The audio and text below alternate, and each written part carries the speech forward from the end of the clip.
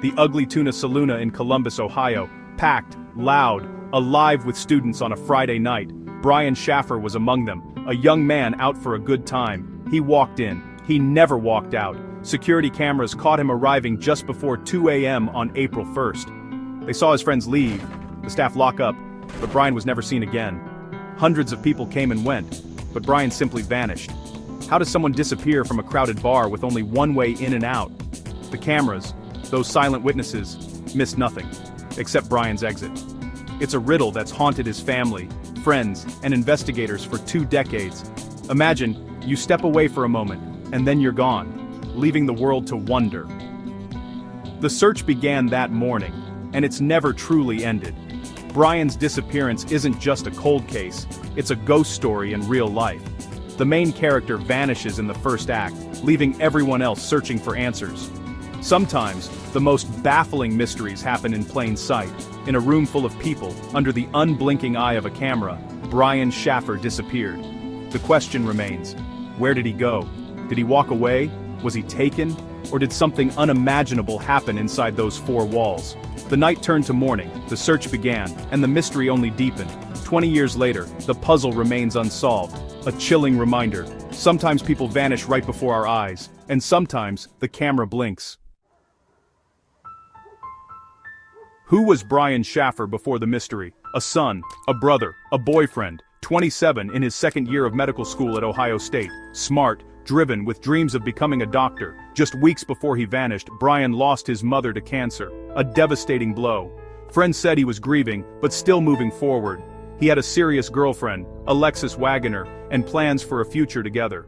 They'd booked a trip to Miami for spring break. He even talked about proposing. Despite his sorrow, Brian was building a life. He wasn't someone looking to disappear. Handsome, popular, well-liked, surrounded by support. By all accounts, Brian was the kind of person you'd expect to see succeed.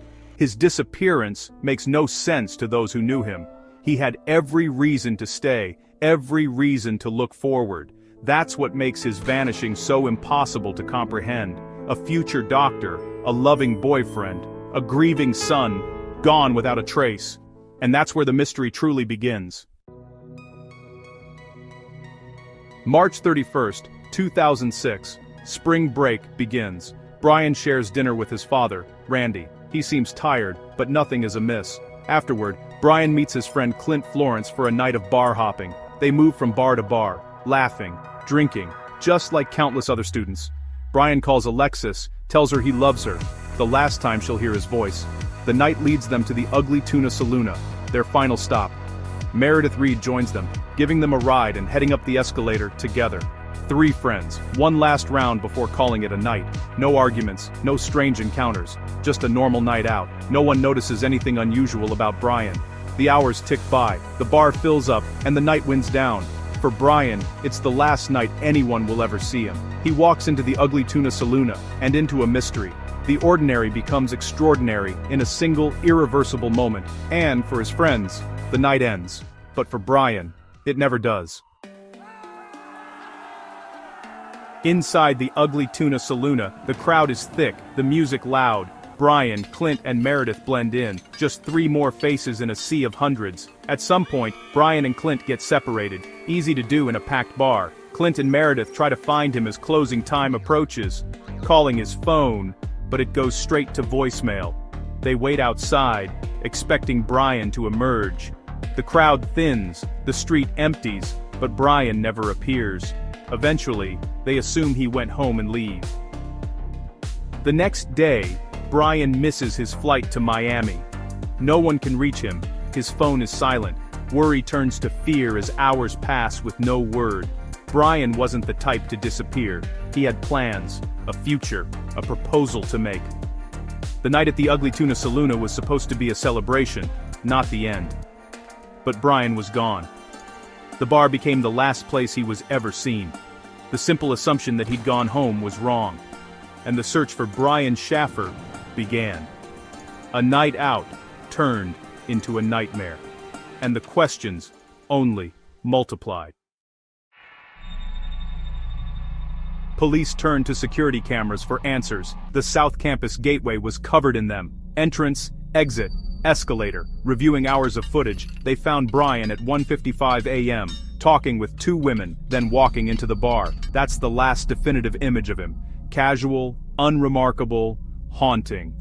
Police watched every angle, every exit, every minute until well after closing. They saw everyone else leave, except Brian. No sign of him on any camera, not even at the service exit. It was as if he'd evaporated inside the bar. The footage created the central question. How does a man walk into a building and never walk out? The bar had only one public entrance and exit, both monitored. The service exit led to a construction site, but no camera caught him there either. The last image of Brian is a mystery in itself. The cameras saw everything, except the answer, and the investigation hit a wall. The search for Brian exploded across Columbus. Posters went up, search parties combed the area, and police treated the bar as a crime scene. Every employee and patron was questioned. No one saw anything unusual. The bar was searched top to bottom. No evidence, no sign of struggle. Police focused on Clint Florence, Brian's friend, who refused a polygraph. His silence fueled speculation, but nothing concrete emerged. The search expanded. Divers in the river, K-9 units in parks, tips from across the country. Every lead went cold. Brian's father, Randy, became the face of the search, pleading for answers. He dedicated his life to finding his son, but died in a tragic accident in 2008, never knowing the truth. The city gave up no secrets. The case grew colder, the mystery deeper. Brian's disappearance became a haunting question for everyone who knew him. No evidence, no body, no answers. Just a family's heartbreak and a city's unsolved riddle. With no evidence, theories filled the void. Did Brian slip out unseen, disguised or hidden in a crowd? Did he choose to disappear, overwhelmed by grief and pressure? Some point to his interest in island life, but it clashes with his plans and relationships. Others suspect foul play, an argument, a cover-up, a body removed without a trace. Could someone with access to the service exit have helped him vanish? Or did Brian suffer a fatal accident in the construction zone, his body hidden within the building itself? Police searched, but a construction site has countless hiding places. Each theory is possible, but none fit perfectly. The simplest explanations seem impossible, the darkest, unthinkable. The truth remains buried, somewhere between fact and speculation. The case is a maze of dead ends, and the answer, if it exists, is still out of reach. Months passed, and hope faded.